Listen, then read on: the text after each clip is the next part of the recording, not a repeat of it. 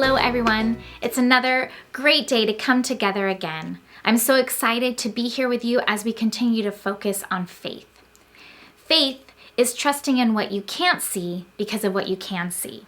It's kind of like the wind. We can't see the air, but we can see what the wind does.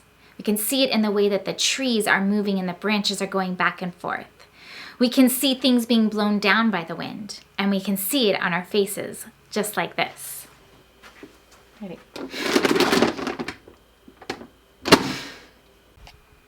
We can sometimes even hear the wind, but we can't see it. We know it's there because we see what the wind does. Faith works in the same way. We can't see God, but when we take a closer look, we can see the things that God has created.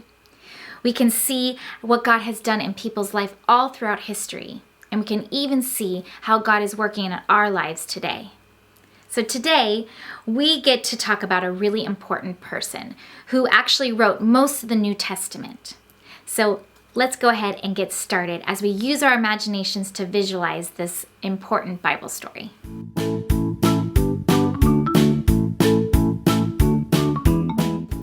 You might know him by the name Paul, but he also went by the name Saul. We'll call him Saul for today.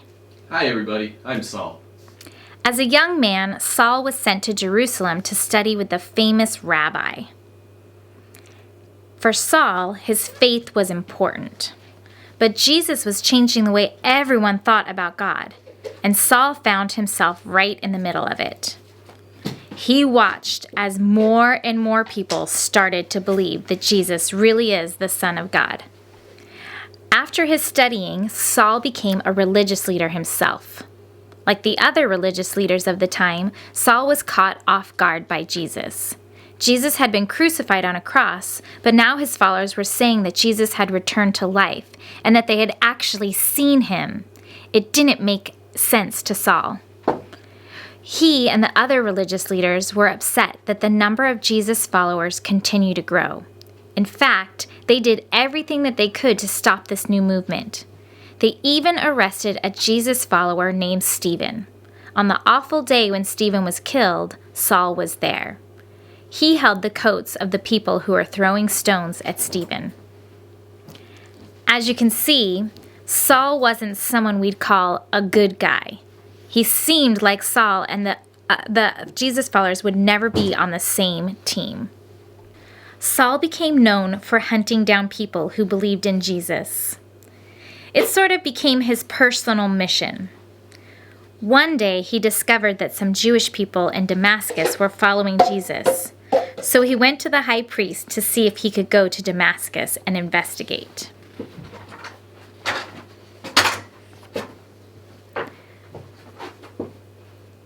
Saul asked for letters that he could take to the synagogues in Damascus. Saul wanted these letters so that he would be allowed to arrest the believers and bring them to Jerusalem. So the high priest gave him the letters, and Corey set off with a group of men to arrest any believers they found. Suddenly, a light from heaven flashed around Saul, and he fell to the ground. Okay, it was probably a lot more impressive than our little setup here. Imagine that this whole room is completely full of light. You can't see. You have to cover your eyes. Oh! After Saul fell to the ground, he heard a voice. Here's what it says in Acts 9, verses 4 through 6. Saul, Saul, why are you opposing me? Who are you, Lord? I am Jesus. I am the one you're opposing. Now get up and go into the city. There you will be told what you must do. Whoa, Saul must have been like, did that really happen? The men traveling with Saul stood there, unable to speak. Saul got up, but he couldn't see.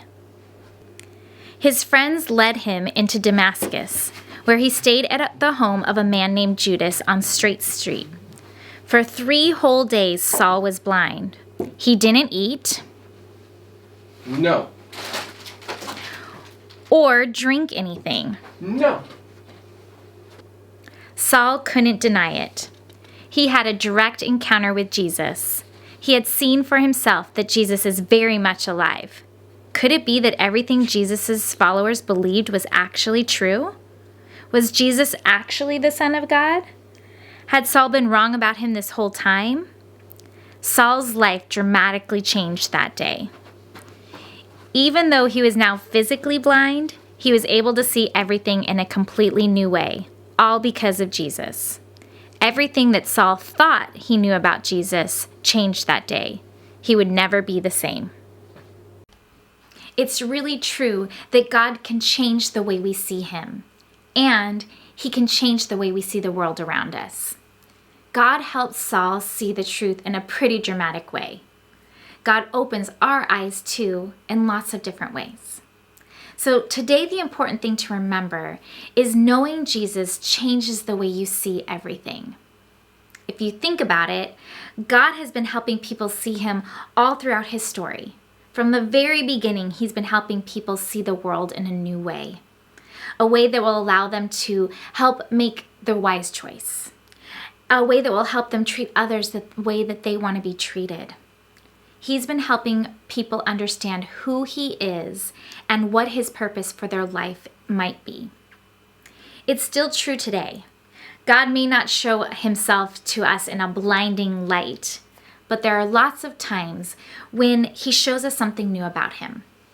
Sometimes God can speak to you through something that you experience, like when you spend time in nature and see what a beautiful world he made. Or you listen to a song that reminds you how much he loves you. Sometimes when you go through some life and something really tough happens, you realize how important it is that God is always with you. And you might even see how God can use what may seem bad to do something you never expected. Or maybe something really great happens and you're just so happy and excited, but most of all, you're grateful to God. Let's look for ways that keeps us focusing on Jesus. Let's take a closer look and see how we can discover new things about him every day. Pray with me. Dear God, it's amazing how you completely changed Saul's life. After you met him there on the road, he was never the same. You do the same for us too. When we put our faith in you, you transform us on the inside. You make us want to love others instead of just living for ourselves. You change the way we see everything. Please help us to see things your way as we live every day. We love you and we ask these things in Jesus' name. Amen. Now, I have a few questions for you to think about and talk over as your family. The first one is, if you can meet Jesus the way Saul did, how do you think it would impact your faith? And the second one is, how does God try to get your attention? Talk about that as a family over dinner or right after this lesson. It should be a good conversation. And now something fun for you to do to help you to remember that faith is putting your trust in something you can't see because of what you can see. So this is called straw rockets. All you need is a piece of paper and you want to cut it into a rectangle, and you need a pencil, a straw, and some tape. Just take your paper and you're gonna roll it around your straw so you get a nice tight little roll there. And once you do that, you'll tape it and secure it. Then take that tape and just put another piece of tape over one end of the tube that you made. When you're done, you're all set to go. And it becomes a straw rocket. Just put it at the end of your straw and have fun. All right, see you guys next time.